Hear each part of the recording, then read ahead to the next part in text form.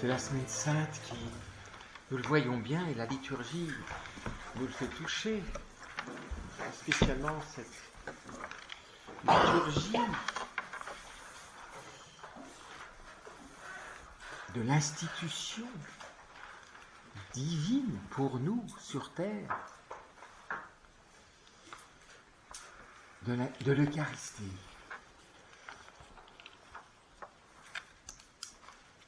Et lié à cela, le mystère du sacerdoce ministériel et cette surabondance, de la surabondance que sont les sacrements. On pourrait dire l'Eucharistie, c'est la première surabondance, une surabondance. Et tous les autres sacrements sont liés à l'Eucharistie. Donc, surabondance de la surabondance, accompagnant tous les lieux de la vie humaine, dont aucun ne peut plus être étranger à notre vocation, à l'appel du Père, au mystère du Père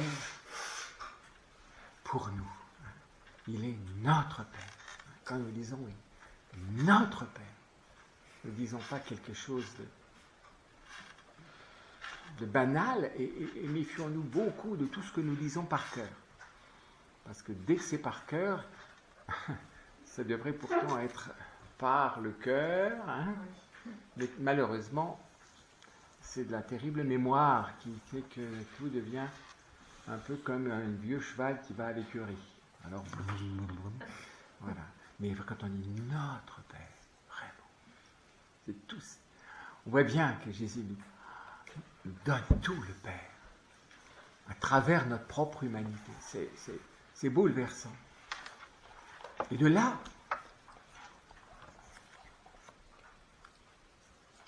il y a cette nécessité surabondante, mais c'est une nécessité vraiment de l'ordre de l'amour, des mœurs de l'amour, qui est le mystère même de l'Église.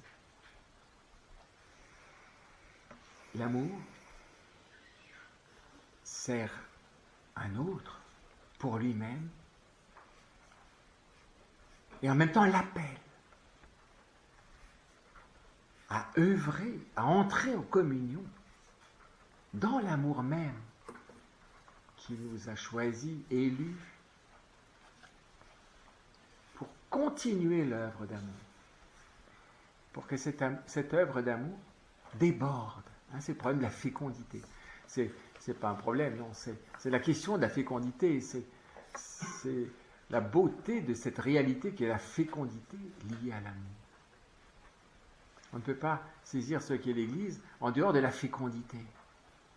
C'est l'amour qui vit, et donc qui est fécond.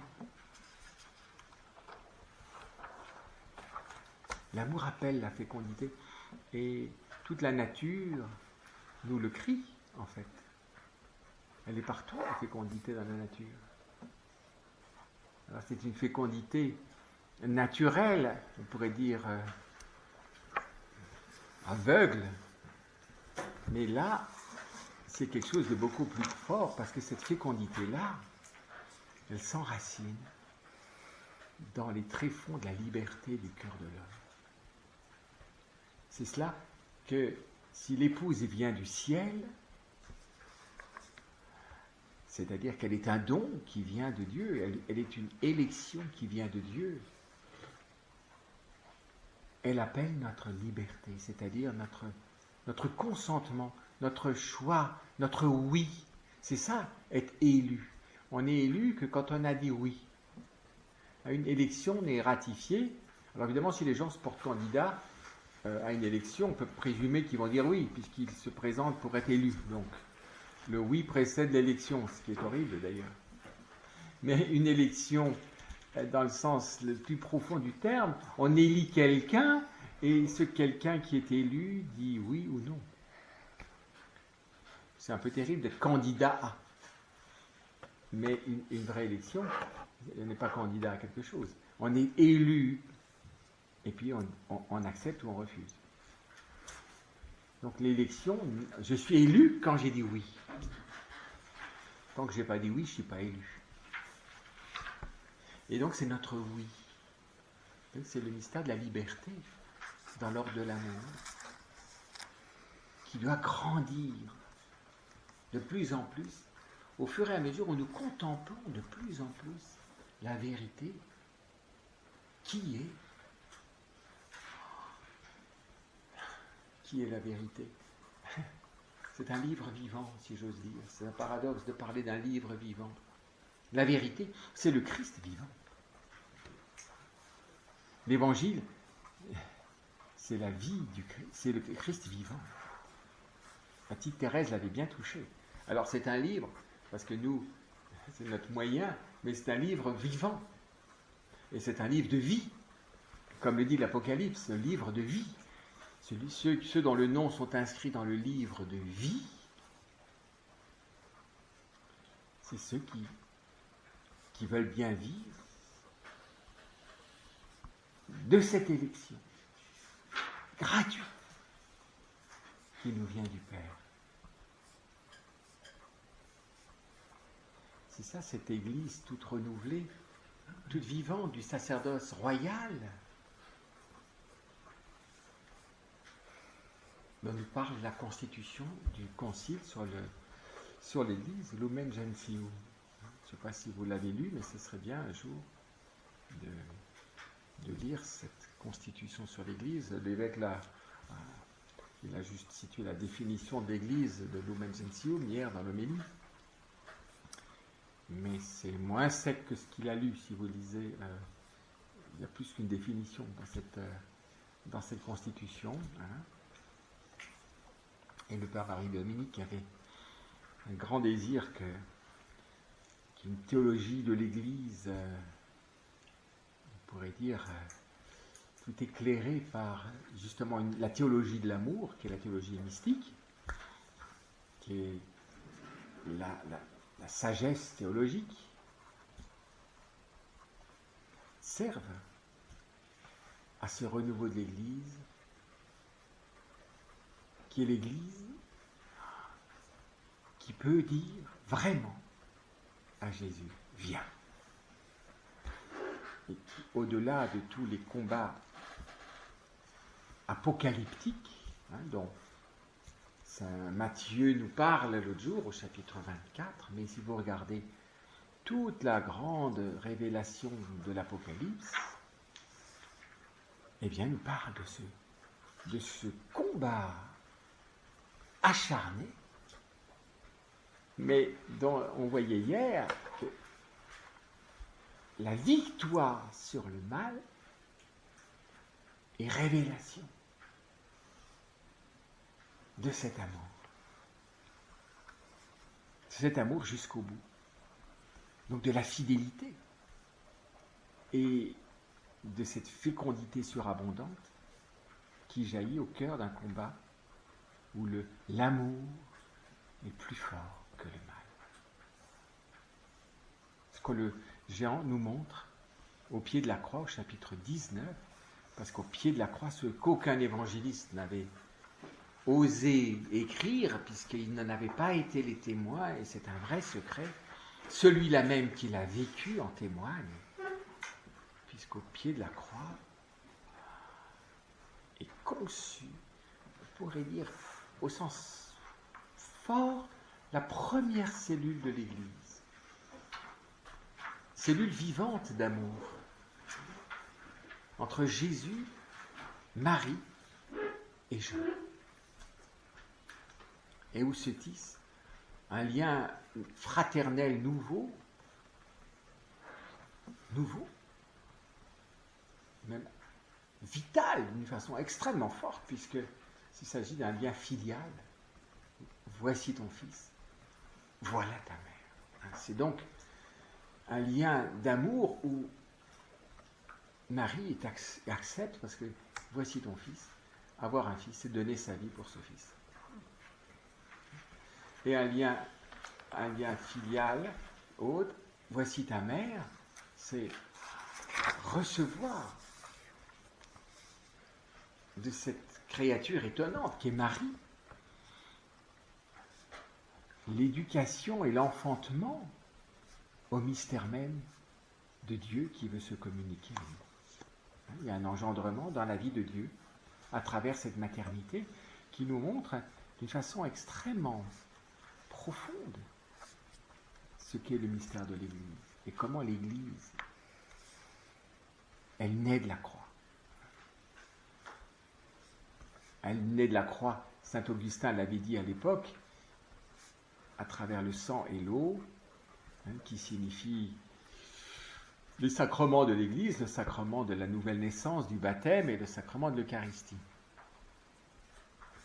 Mais plus profondément encore que les sacrements, c'est véritablement cet engendrement dans l'amour et dans la charité fraternelle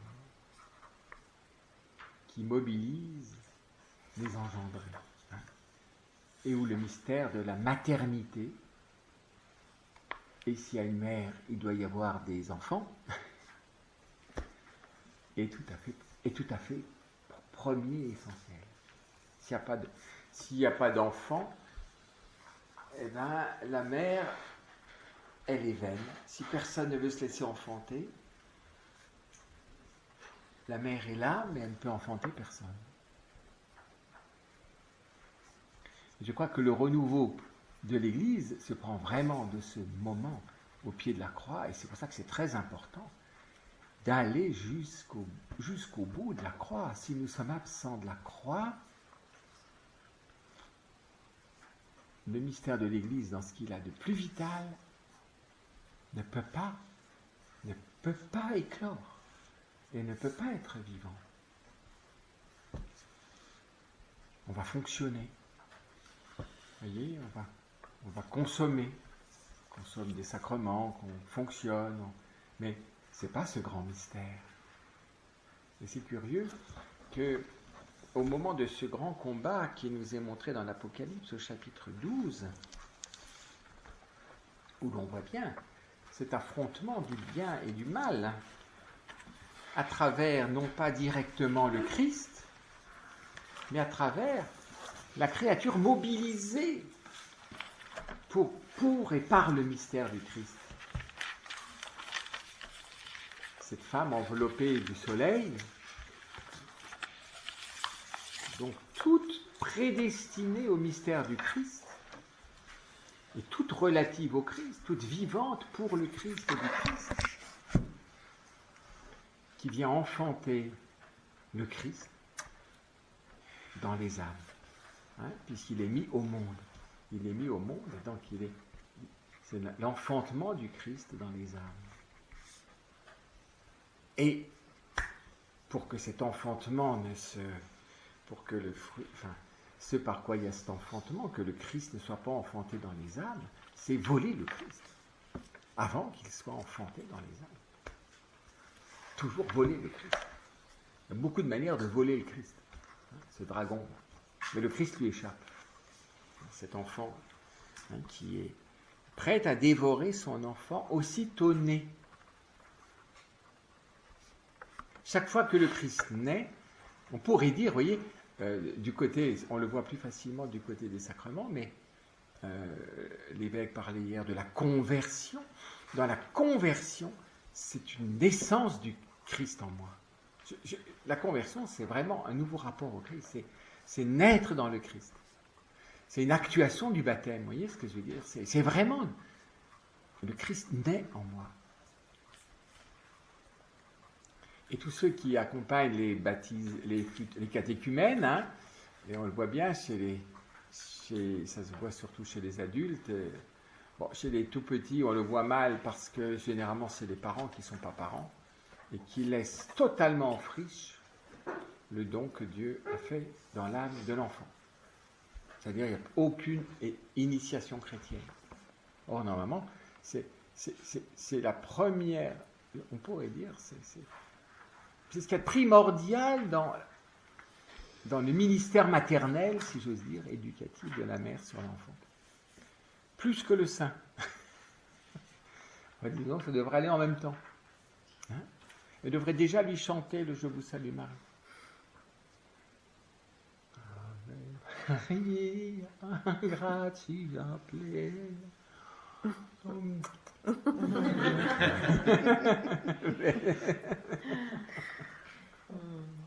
C'est vrai, c'est vrai. Mais on le voit chez les adultes. Regardez comme le dragon est toujours prêt à dévorer son enfant aussitôt né. Mais on voit bien le grand combat qui suit le baptême. Ou vous voyez, ou aussi la confirmation, par exemple, des adultes, parce que c'est aussi aller plus avant, plus réellement dans ce mystère du don, de cette... Non seulement le Christ naît dans les âmes, mais il veut devenir le Fils bien-aimé qui donne sa vie au Père, qui vit selon la volonté du Père. C'est ça, normalement, le sacrement de la confirmation. Et combien, à peine le sacrement donné, commence la lutte. De telle manière que, si possible, l'enfant sitôt né soit dévoré. C'est-à-dire disparaisse finalement de la perspective de celui qui a reçu ce don.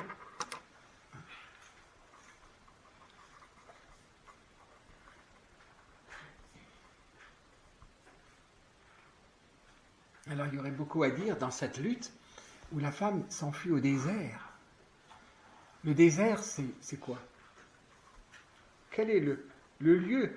S'enfuir, dans le sens, elle échappe et elle est en sécurité au désert. C'est pas de la fuite au sens de la lâcheté. Elle s'enfuit, elle échappe au dragon dans le désert, au désert. Le désert, c'est quoi? Qu'est-ce que veut dire le désert ici? On peut dire c'est vraiment le contrepoint du monde. Et dans l'Apocalypse, le monde, c'est la Babylone, gouvernée par la prostituée fameuse. Donc le désert, ce n'est justement pas le monde. C'est là où le royaume de Dieu peut éclore. C'est quand même très impressionnant de voir comment le prophète des prophètes, qui est Jean-Baptiste, à vrai dire, aura passé presque toute sa vie au désert. Il aura préparé les quelques années de son prophétisme public par une vie au désert. Et une vie de plus en plus profondément dans le désert. C'est impressionnant, cet homme du désert. Il n'y a qu'un homme du désert qui peut annoncer la présence du Christ et dévoiler aussi, être celui par lequel chacun peut se reconnaître. Pécheur, c'est-à-dire complice du monde.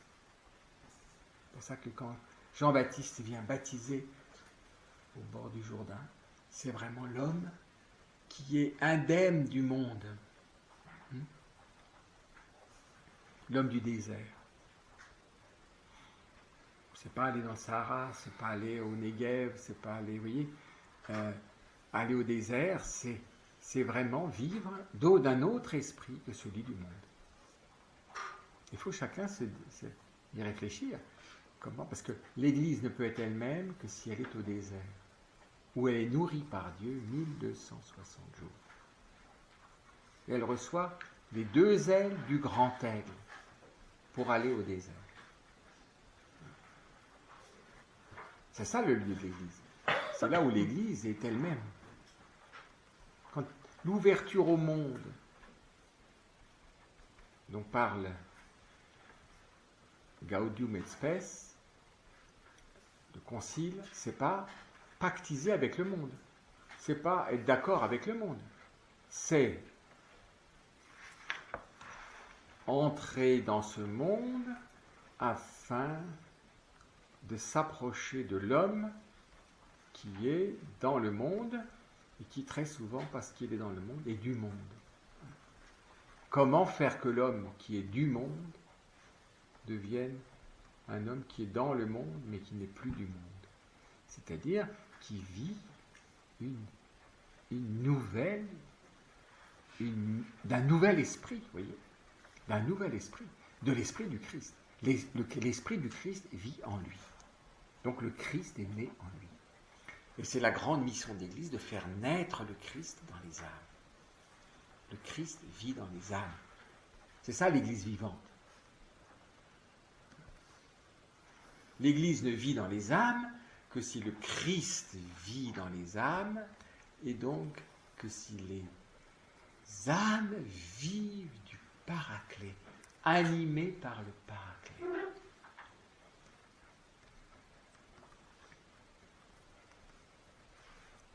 Et c'est là qu'on nous parle de cette fameuse bataille. Il y eut une bataille dans le ciel. Michel et ses anges combattirent le dragon. Vous savez qu'au début du pontificat du pape François et à la fin du pontificat de Benoît XVI, ça vient du pontificat de Benoît XVI et François l'a béni avec Benoît XVI. C'est une bénédiction d'une grande statue d'ailleurs de Saint Michel au Vatican.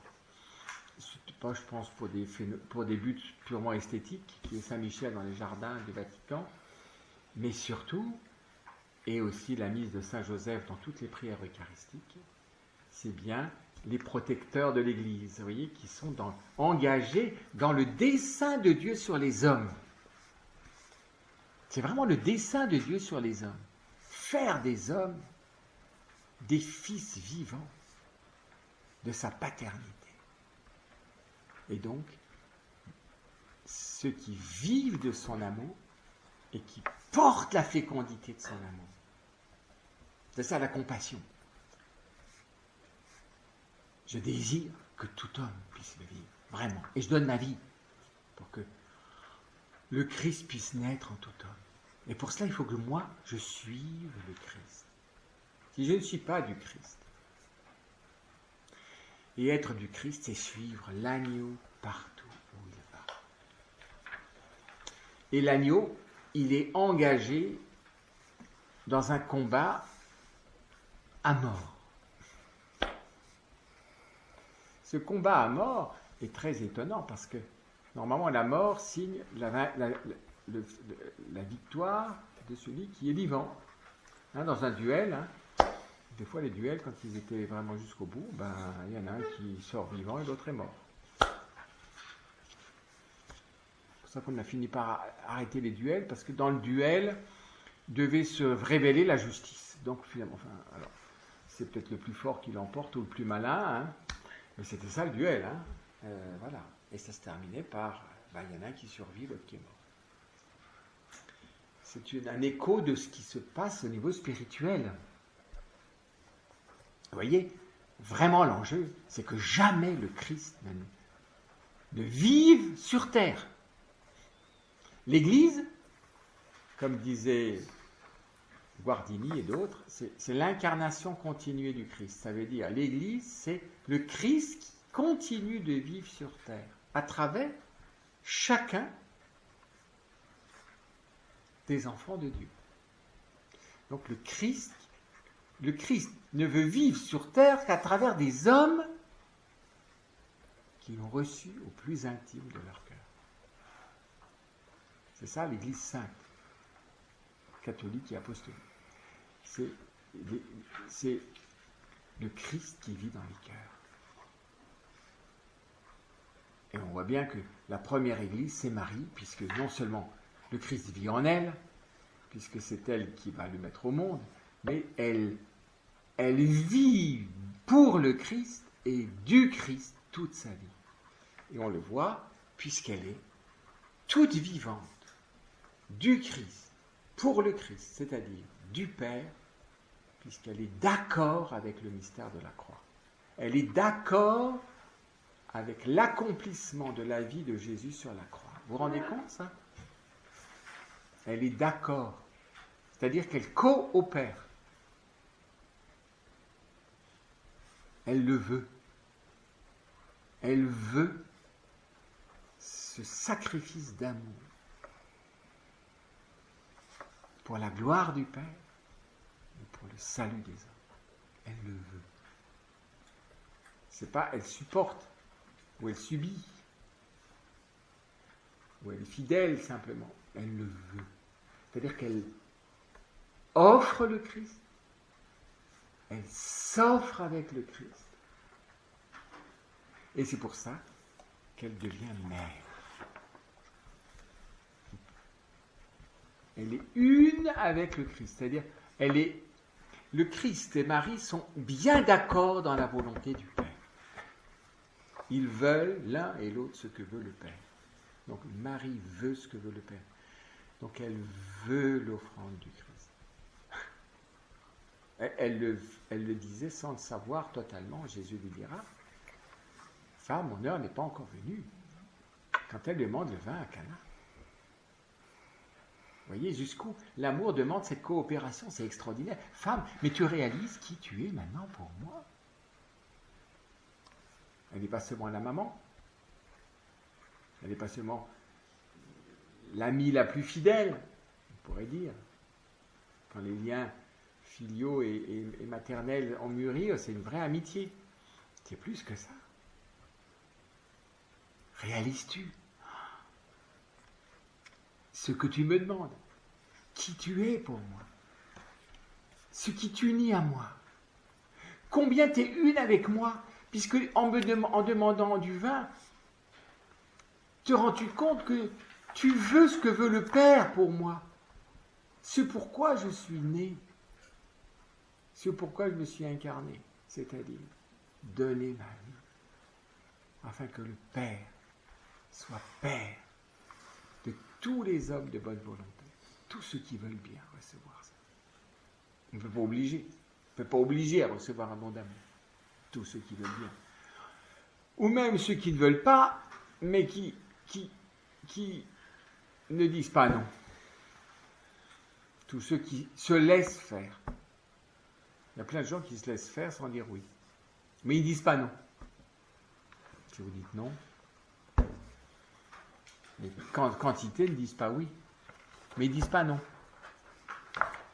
C'est vraiment le minimum, hein. C'est terrible, c'est presque... Voilà. C'est jusque-là que va la bonté de Dieu. Regardez comme le Père n'agit jamais pour son honneur, mais pour que nous vivions. C'est ça un Père. Le Père ne vit plus pour lui. Il donne la vie et il va mettre toute sa vie au service de ceux auxquels il a donné la vie. Et qui ne vit plus du tout pour lui. C'est ça la maturité d'un homme, en fait. Il ne vit plus du tout pour lui. Et c'est ce que devrait vivre le prêtre. Il ne devrait absolument plus rien vivre pour lui. Parce qu'il est Père, dans le Père.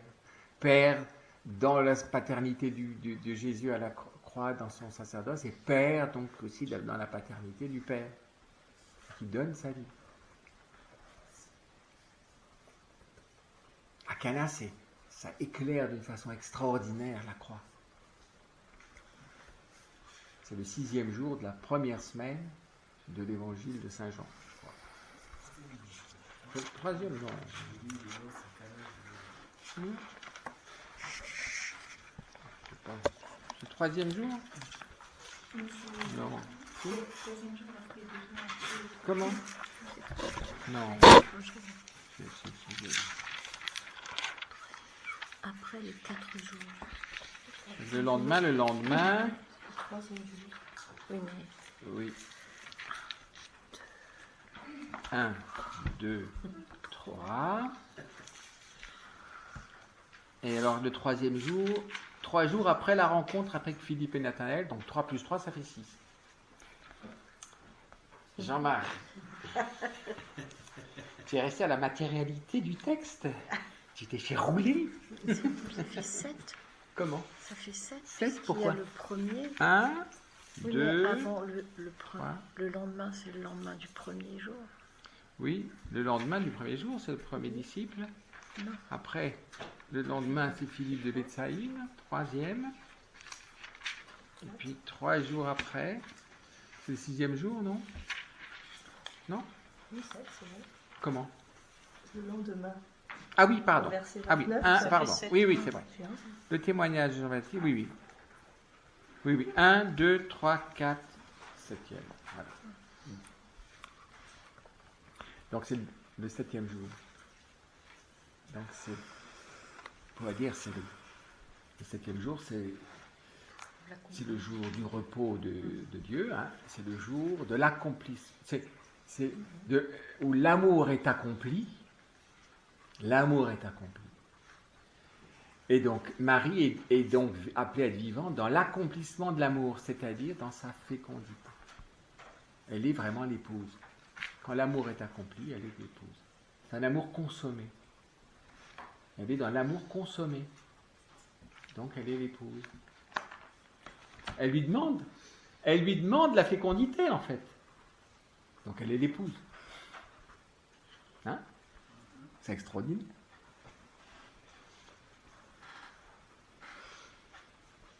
Ah oui, c'est...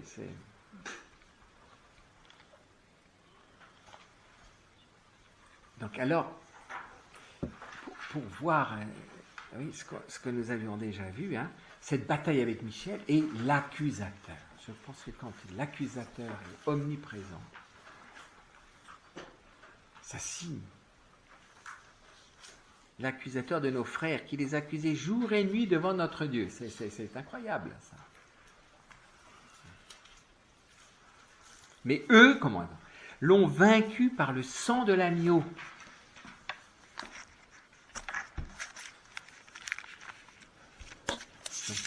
Par la vie du Christ. Par le mystère de la résurrection. Et par la parole dont ils ont témoigné.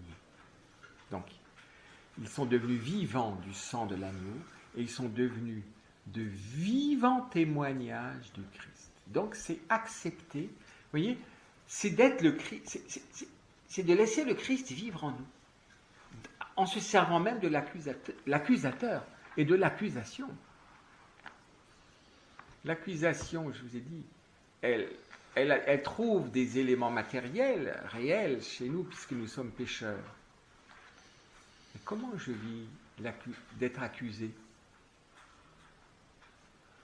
Je vis d'être accusé, c'est la partie la plus vivante de moi qui va vivre le fait d'être accusé, c'est-à-dire ce que le prophète Isaïe, par exemple, a exprimé, notamment à travers tous les chants des serviteurs souffrants, et notamment ce passage qu'on a eu ce matin. Il est accusé, tout ce que vous voulez, mais il est inébranlable. Non pas, comment dire, pour la seule raison qu'il vit et qu'il existe sur terre et qu'il est là pour le Père, du Père dans le Père et pour le Père, pour la gloire du Père. Et c'est la grande liberté intérieure de l'Église, dans le Christ. Sa légitimité, c'est la bonté du Père, c'est la miséricorde infinie du Père.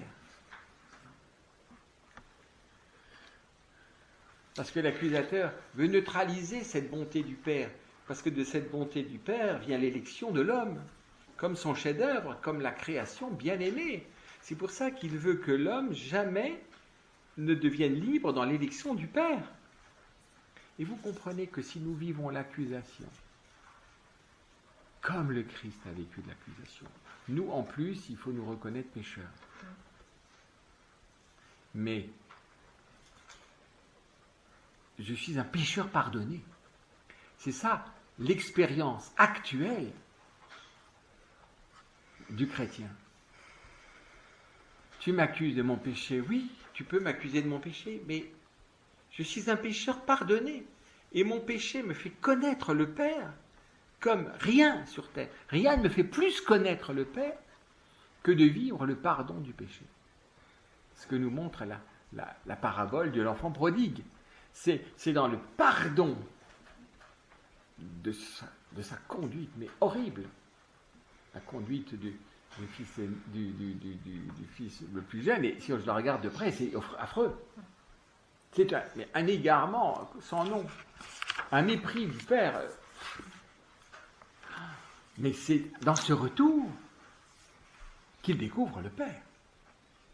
Et donc tu peux m'accuser. Le tout, c'est que nous reconnaissions notre péché.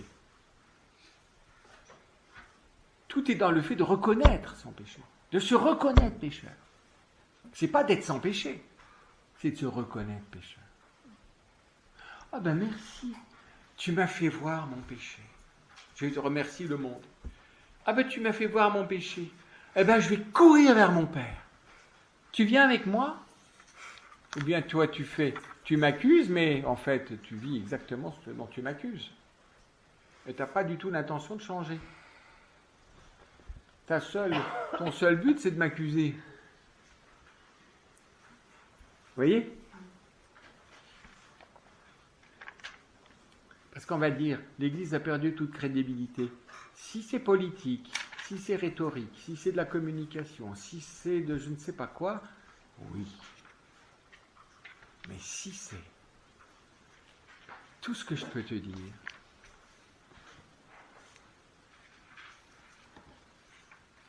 en reprenant d'ailleurs, dans l'évangile de Saint Jean, la parole invraisemblable, extraordinaire d'ailleurs, de l'aveugle-né qui vient d'être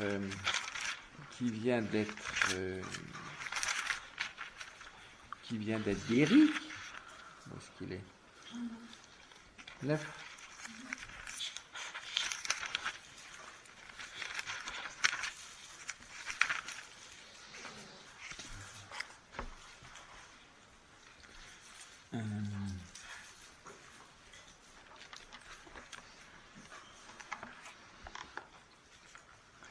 Avant la fin, c'est... Alors voilà. Les Juifs, verset 24. Les Juifs appelèrent donc une seconde fois l'homme qui avait été aveugle. Et lui dirent, rends gloire à Dieu. La justice. Nous savons, nous, que cet homme est un pécheur. Le Christ, Jésus. Nous savons, nous, que cet homme est un pécheur. C'est d'une actualité criante. Lui répondit, si c'est un pécheur, je ne sais pas. Je ne sais qu'une chose. J'étais aveugle et à présent j'y vois. Quand vous dites ça, soit on vous discrédite le Christ, on vous discrédite vous-même, et vous-même vous êtes pécheur, et donc votre péché vous discrédite. Mais qu'est-ce qui me crédite? C'est que je suis ressuscité dans le pardon du Seigneur. Et cet homme est extraordinaire. Si c'est un pécheur, je ne sais pas. Je ne sais qu'une chose, j'étais aveugle et à présent je vois. Toujours, quelle est l'expérience qu'il a du Christ? J'étais aveugle, maintenant je vois. J'étais incrédule, maintenant je suis croyant. Donc, le Christ est né en moi. Maintenant je vois.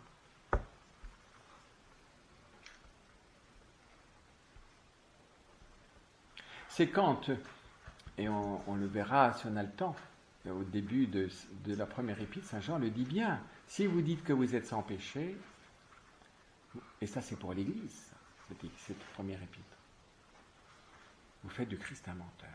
C'est terrible ça. Si dans l'Église on fait du Christ un menteur, alors là, l'accusation va être capitale.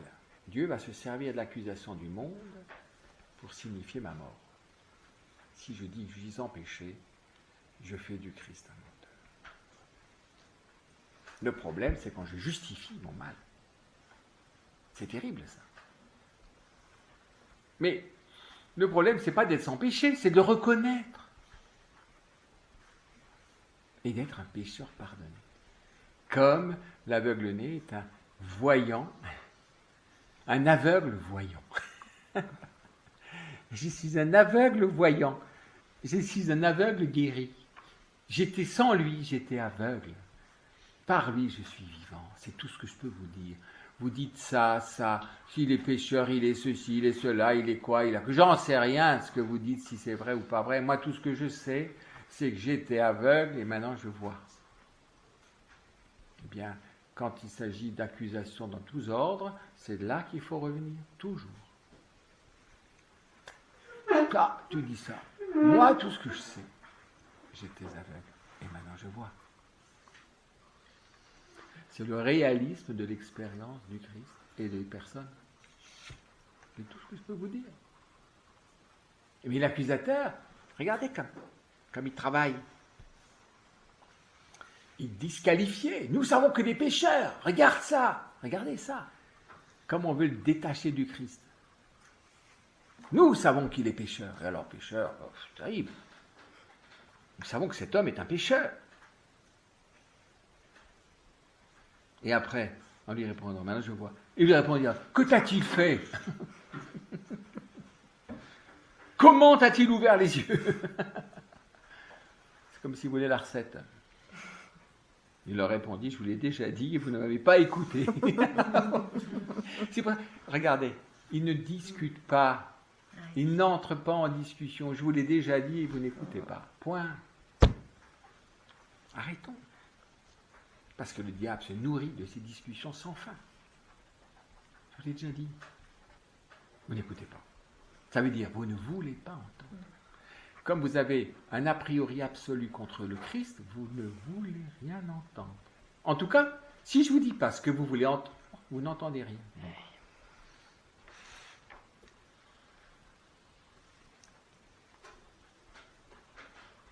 Pourquoi voulez-vous l'entendre à nouveau? Il se fout de... Pourquoi vous voulez l'entendre à nouveau? Est-ce que vous aussi, vous voudrez devenir ses disciples? Écoutez, il est d'une liberté incroyable. Écoutez, regardez comme le croyant devient libre. Moi, je trouve ça extraordinaire. Mais après, Jésus va lui taper sur le museau pour que ça ne lui monte pas la tête. Hein. Mais quand même, c'est devenu extraordinairement libre. Le chrétien est un homme libre. Ce n'est pas un homme qui rampe, honteux. Oui, j'ai la honte de mon péché, mais j'ai en rien honte du Christ.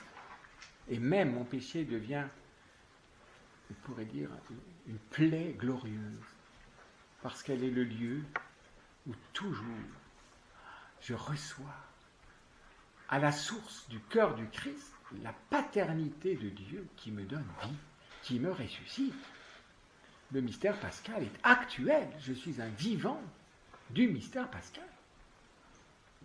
Je suis un vivant du mystère pascal. C'est pour ça que le mystère pascal est le sommet de l'année liturgique. Il est le sommet source. Après, c'est le temps de l'Église. Vous savez, dans l'ancien calendrier, c'était les dimanches après la Pentecôte. C'est les dimanches de la fécondité de l'Esprit Saint. Donc c'est le temps de l'Église. Je trouve que c'est plus éclairant. Dimanche après la Pentecôte que dimanche ordinaire. Alors, ordinaire est une trahison de ce que dit l'Église, c'est per annum. Donc les dimanches de l'année. Et l'année, au niveau réel, une année, c'est pour semer et récolter. Donc l'année, une bonne année, ou une mauvaise année, c'est une année qui n'a porté aucun fruit. L'année, c'est pour porter du fruit. Ce n'est pas la succession chronologique du temps. C'est pour que la vie semée puisse porter du fruit. Donc c'est en fait la même chose.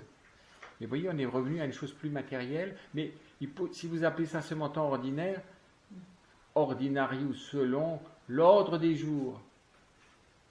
Bon, en plus, le mot ordinaire en français est catastrophique.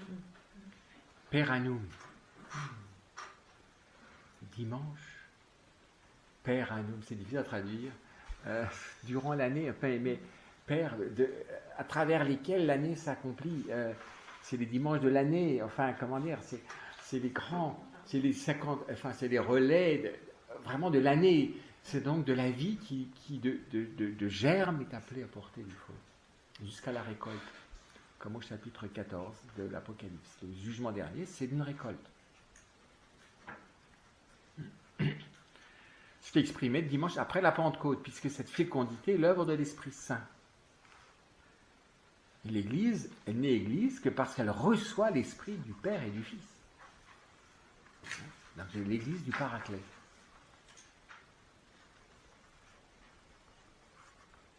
Il l'injurièrent et lui dit, regardez, il s'accuse de quoi? D'être disciple du Christ. Regardez jusqu'où. L'enjeu, c'est ça. C'est ça le témoignage. Hein? Comme on l'a vu tout à l'heure. Hein?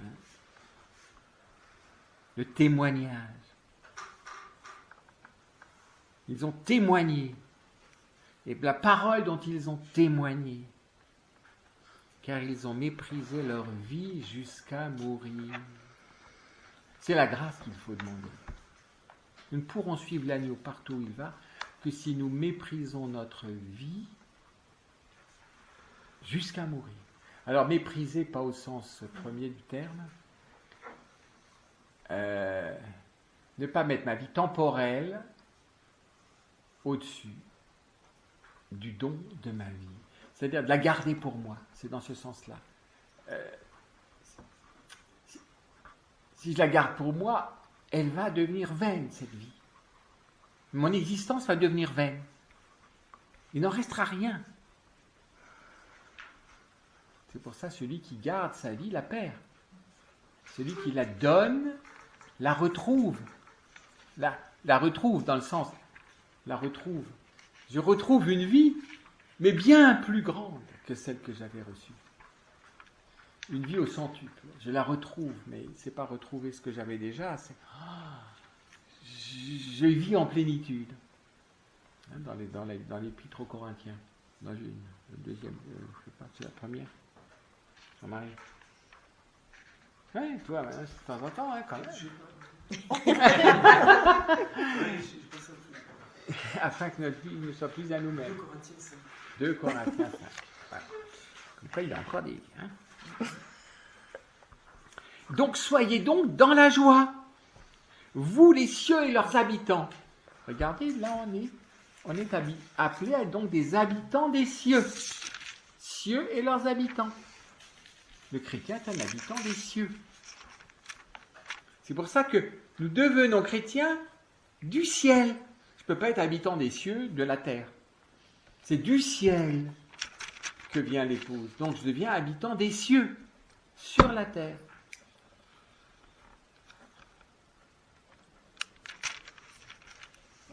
Malheur à vous, la terre et la mer. La terre et la mer, pris comme un absolu. Pourquoi ? Car le diable est descendu chez vous, frémissant de colère et sachant que ses jours sont comptés, c'est-à-dire exerçant toute sa tyrannie. Dès que je suis un adepte de la terre ou de la mer, je suis sous la tyrannie de celui qui est un tyran, d'autant plus tyran qu'il sait que ses jours sont comptés. Le tyran devient de plus en plus fou à fur et à mesure où il réalise que ses jours sont comptés. Plus ses jours sont comptés, plus il arrive au bout de sa tyrannie, plus il devient fou. Jusqu'à se supprimer soi-même. Regardez la fin d'Hitler. Par exemple. Il s'est supprimé ? Ah oui. Mais il est devenu cinglé. À la fin, il jetait tout n'importe quoi dans la bataille. C'était une horreur. Mais c'est le primat de la terre et de la mer. La matérialité.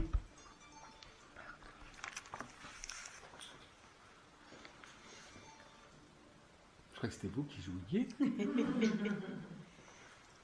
Et alors quand il arrive, quand il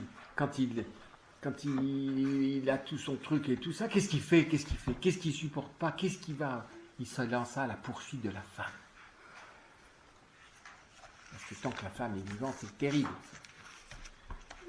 Parce que c'est absolument, elle échappe absolument à sa tyrannie. Absolument. L'Église comme telle, dans son mystère, échappe à la tyrannie du monde. Donc du dragon, et donc à travers toute instrumentalisation de l'homme à ses fins. Vous voyez ? Le dragon se lança à la poursuite de la femme, la mère de l'enfant mâle.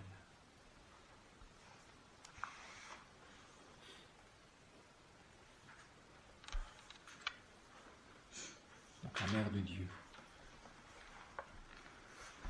La mère de celui dont l'humanité va être donneuse des dons de Dieu. C'est pour ça que c'est un enfant mâle. Le donneur des dons de Dieu.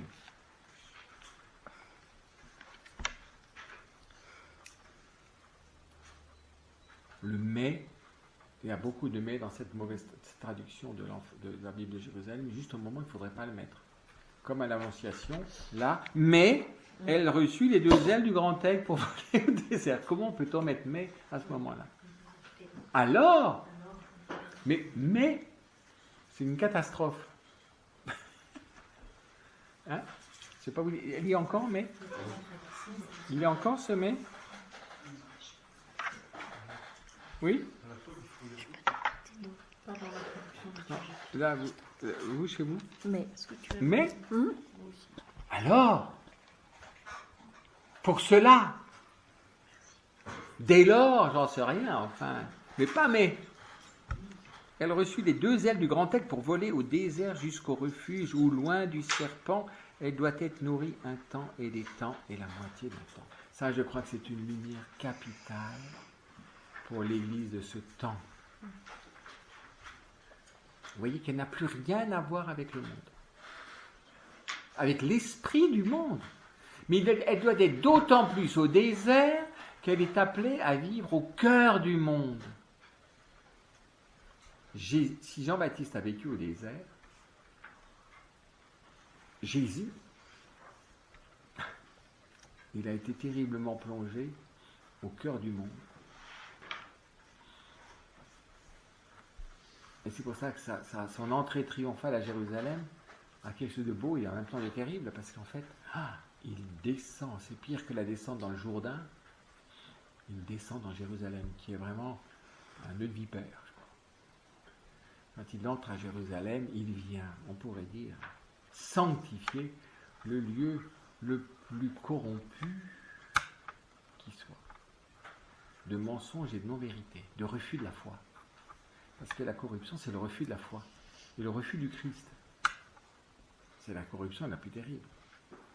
Quand il entre à Jérusalem, victorieux, il y a quelque chose qui est l'oméga de la descente dans le Jourdain. Et quand il remonte du Jourdain, vous voyez, c'est là où il reçoit l'Esprit Saint, et donc qui va, en quelque sorte, l'Esprit Saint lui est donné pour accomplir cette grande descente dans la ville, dans le monde, pour sauver, si possible, le plus grand nombre du monde.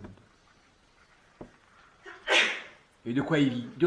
De quoi elle vit, cette Église qui reçoit les 2 ailes du grand aigle, hein? Donc c'est vraiment l'esprit de Jean, selon l'Évangile. C'est Jean, les 2 ailes du grand aigle. Donc selon l'Évangile de Jean, qui est son Évangile. L'Évangile de Jean, c'est l'Évangile de Marie. Le cardinal Meissner, quand il était venu, vous avez dit ça, il dit, je ne peux pas le prouver, enfin, bon, parce que c'est un Allemand, hein, c'était quand même très sérieux, mais il était pris par la mystique malgré lui. C'était beau de la part d'un Allemand. C'est vraiment l'évangile de Jean. Il ne peut dire que de Marie, c'est pas possible autrement. Les 2 ailes du grand aigle, à part pour dire les uns, c'est vraiment. Donc c'est vraiment. Vous voyez, c'est vraiment. Où est la demeure du grand aigle? C'est le ciel. Celle qui par excellence est habitante des cieux. C'est ça un grand aigle. Donc les 2 ailes du grand aigle. C'est par les 2 ailes qu'il est habitant des cieux. Donc on peut trouver beaucoup de correspondances des 2 ailes du grand aigle. Loin du serpent. Loin du menteur, loin de la tentation, loin de... Vous voyez ce que je veux dire? Quand on fricote avec le monde, je crois que c'est ça que l'Église a fait, fricoter avec le monde. Et quand un prêtre fricote avec le monde, alors là, je vous promets que le diable s'amuse, parce que là, il y a quelque chose de juteux pour tout discréditer. Si l'on regardait ça, au lieu de dire mais si c'est ça les prêtres, et si c'est ça, mais on est complètement à l'envers. On se fait rouler par la stratégie. Bien sûr qu'il va chercher un prêtre, il va chercher un religieux, il va chercher un consacré, il va chercher là. De trouver une petite mémé pécheresse, il faut qu'il trouve un bon cardinal pervers. Ça, c'est quelque chose.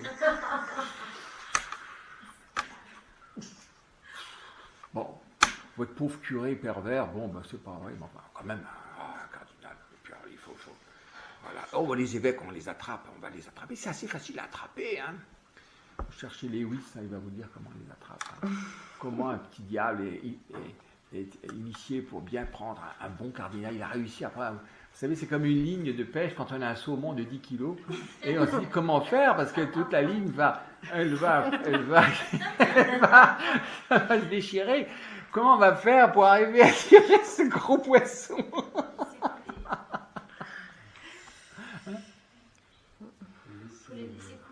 Oui. Voilà, et à la fin, hein, vous avez vu ça? Et alors à 90 ans, on le tire. Et là, et tout le monde marche. Et tout le monde marche. En quoi l'Église est dit crédibilisée?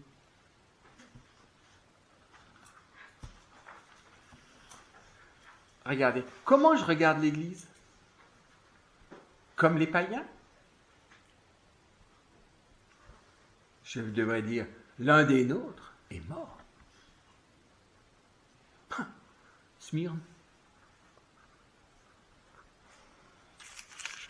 Soit il est mort ou Sardes, soit il est persécuté. Alors,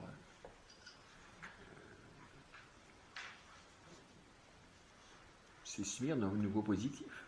Vous voyez? Mais comment je regarde ça? Avec la foi. C'est pas nier le mal, mais écoutez, mais quel combat il s'agit? J'ai l'impression qu'on est là, mais sans voir qu'on est dans un combat. Notre pape actuel, il le montre très nettement. Hein. C'est vraiment le pape du combat, c'est vraiment le jésuite, hein, dans le sens du combat spirituel, hein, du discernement des esprits, hein, et de ne pas se laisser rouler. Oui, c'est désastreux. Mais il va pas chercher, mais il va chercher ses proies, comme il a cherché Ève, vous vous rendez compte? Il est allé chercher Ève. C'est pas n'importe quoi, Ève. Pour attraper Adam. Et comment Dieu a regardé ça? Il s'est arrêté ni à Ève, ni à Adam. Adam monstrueux quand il dit, c'est la femme que tu me nommes, franchement. Et elle dit, c'est le serpent, défausse-toi. Bon, il n'y a rien à en tirer du côté de la repentance, mais on va quand même les aller jusqu'à l'extrême. Nous devrions vivre comme Dieu. C'est penser comme Dieu, aimer comme Dieu, juger comme Dieu. Pas comme le monde, pas comme l'accusateur. Il y a l'esprit d'accusation au cœur de l'Église. Mais voyez ça, qu'est-ce que ça veut dire? Vous voyez, on lit la bouche en cœur, ce truc-là, mais on en tire quoi? Pour les temps qui sont les nôtres. Et cette Église-là, qui accepte d'être au désert, et qui ne fricote pas avec le monde, elle est nourrie un temps, des temps et la moitié d'un temps, où elle doit être nourrie un temps et des temps et la moitié d'un temps. Par qui? Analogiquement, comme Israël au désert. C'est-à-dire par qui? Mais pas par Dieu. Ça veut dire quoi? Qu'est-ce que ma nourriture? Le Père avait une théologie de l'Église incroyable, une théologie mystique de l'Église, où vraiment l'Église est le lieu des trois pâturages, des gras pâturages, des trois nourritures, qui viennent directement de Dieu. La parole de Dieu, l'Eucharistie et l'obéissance. Voilà. Les nourritures divines. Si vous nourrissez du monde, vous serez toujours contaminé. Comment on se nourrit du monde? Eh bien, on va chercher chez un manager comment on peut relever les finances du diocèse. Après, comment on peut regagner l'estime du public? Comment on peut changer l'image qu'on a de l'Église? Tout ça, écoutez, je vous dis que ça n'a aucun avenir. Rien. Parce que l'homme perdu n'écoute rien du tout de ça, parce qu'il n'a aucune envie de changer son jugement sur l'Église. Il n'a aucune envie, ça l'arrange que l'Église soit complètement pourrie. Ouf! C'est comme quand on a tué les 2 témoins au chapitre 11. Ouf, ils sont morts, on s'échange des cadeaux. T'as vu, c'est fini maintenant. Elle ne peut plus nous dire que coucher ensemble, ça va pas, que de faire ceci, ça va pas, que de voler, ça va pas, et que de mentir, c'est pas bien, et que de vivre pour le fric, c'est pas bien. Ouf! Enfin, allez, hein. Et comment il est l'homme? Cet homme-là. C'est pour ça qu'il n'a aucune envie de changer son idée. Hein? Il y a toujours, hein, je le sors régulièrement, mais c'est pas pour vous déprimer, mais quand même, on est quand même très, très averti par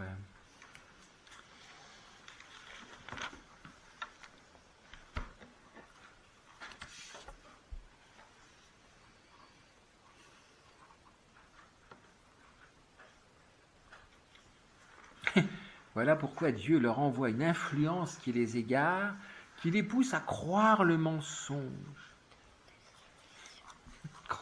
Qui les pousse à croire le mensonge. C'est pas Dieu qui les fait, c'est un anthropomorphisme. Donc c'est limpide, ça, je ne vous lis pas tout. Dans la deuxième au Thessaloniciens, chapitre 2, ce qui précède la venue du Seigneur, et dans la deuxième à Timothée. Hein. Quant aux discours creux et impies, évite-les. Leurs auteurs feront toujours plus de progrès dans la voie de l'impiété, et leur parole étendra ses ravages comme la gangrène. Ça, c'est 2 à Timothée, chapitre 2, verset 16. Comme la gangrène.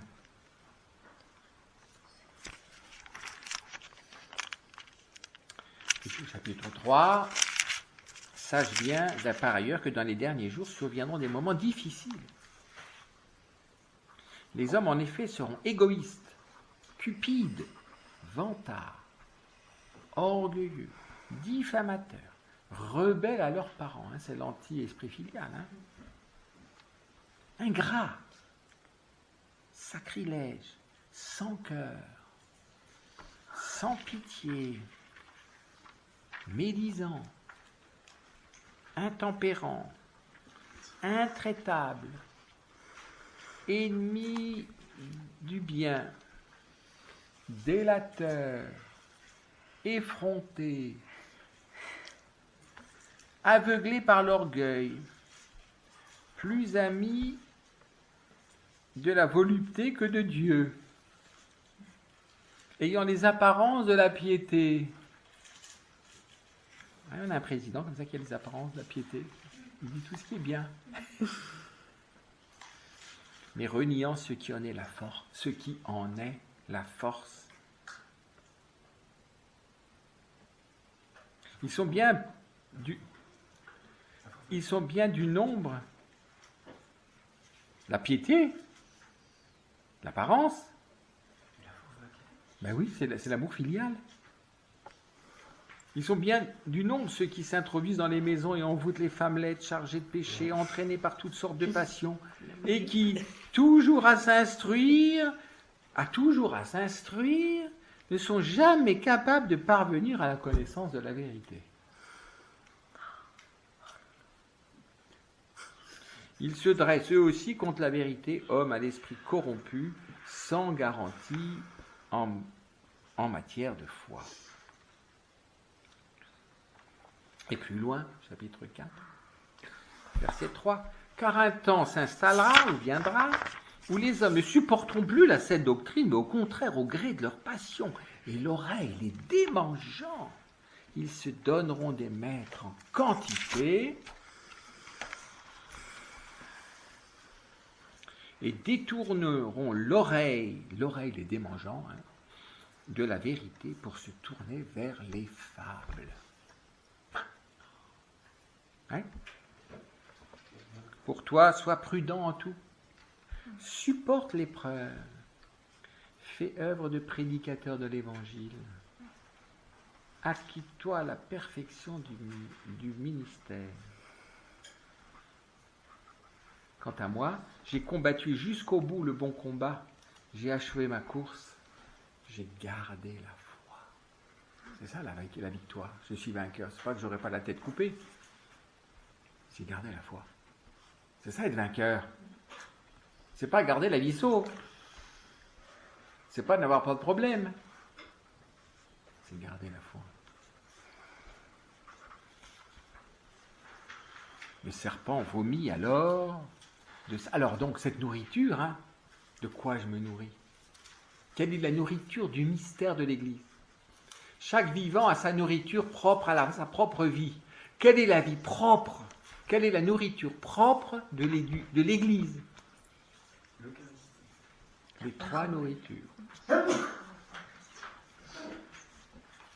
Et dont l'obéissance.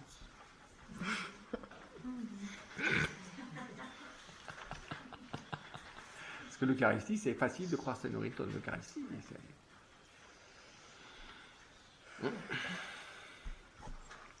Le serpent vomit alors de sa gueule comme un fleuve d'eau derrière. L'eau, c'est engloutissant. Vous voyez, toujours, hein, l'eau qui engloutit la terre. Hein, vous voyez, toujours, hein, l'eau. La bête de la mer. Hein, c'est l'anti-symbole de la mer. Elle vit dans la mer, cette bête. Hein, l'intelligence corrompue, la bête de la mer. Elle vomit de l'eau. Elle se régale d'eau. Pour noyer. L'eau qui noie. L'eau du déluge. Hein, l'eau qui submerge l'humanité. Hein. Derrière la femme pour l'entraîner dans ses flots. Et la terre vint au secours de la femme. Ouvrant la bouche, elle est gentille, hein, elle est comme une personne, c'est beau. Et ouvrant la bouche, elle engloutit le fleuve vomi par la gueule du dragon. Qu'est-ce que c'est ça? C'est incroyable. Engloutir toutes ces vociférations de dragon. Je crois que c'est le grand pâtir. C'est une humanité qui accepte d'avaler. Pas pour s'en nourrir, mais pour supporter. Je crois que c'est profondément la compassion. Elle ne s'arrête à rien. Rien de toutes ces accusations. Toute cette fleuve, c'est pour déstabiliser, pour noyer, pour qu'on perde pied. Quand on se noie, on perd pied. C'est pour faire perdre pied. La terre qui avale, c'est une humanité qui n'argumente pas, qui ne se justifie pas, qui accepte de pâtir. Quand je pâtis par amour, dans sa compassion, tout le mal est absorbé et il est convoqué pour faire le bien. Il faut voir ça. Sinon vous allez voir une terre qui ouvre la bouche et qui avale, et vous en faites quoi? Vous voyez, c'est quoi? Qu'est-ce que ça veut dire? Alors furieux contre la femme, parce qu'elle est vraiment femme. Vous savez, comme une mère, elle encaisse toutes les conneries de son enfant. Pardon. Parce que quand on est enfant, ou certains en tout cas, mais tout enfant d'une certaine manière l'a fait, a accumulé toutes les bêtises. Enfin, elle en fait un certain nombre. Aucune bêtise n'arrive à empêcher la mère d'aimer. Mais c'est la compassion. C'est son amour plus fort que tout. C'est la terre qui absorbe. C'est une humanité qui accepte de pâtir. C'est l'humanité de l'agneau. C'est une humanité nourrie par l'Eucharistie. Qui devient Eucharistie, agneau. Il absorbe. Comme dit Isaïe, sans piper mot, sans voilà. Il faut que je m'arrête, mais... Alors, je ne peux pas m'arrêter avant les derniers mots, quand même, que j'aime au-dessus de tout. Alors, furieux contre la femme, le dragon s'en alla guerroyer contre le reste, virgule, ses enfants. Deux points, ceux qui gardent les commandements de Dieu et possèdent le témoignage de Jésus, c'est-à-dire qui vivent de l'esprit paraclet, qui garde le témoignage de Jésus. Et les commandements de Dieu, et qui possède le témoignage de Jésus. Quels sont les commandements de Dieu? Ce que je vous commande, c'est d'aimer. D'aimer. Ça, c'est l'Église épouse qui va jusqu'au bout. Qui porte jusqu'à l'extrême l'humanité à travers ce combat déchaîné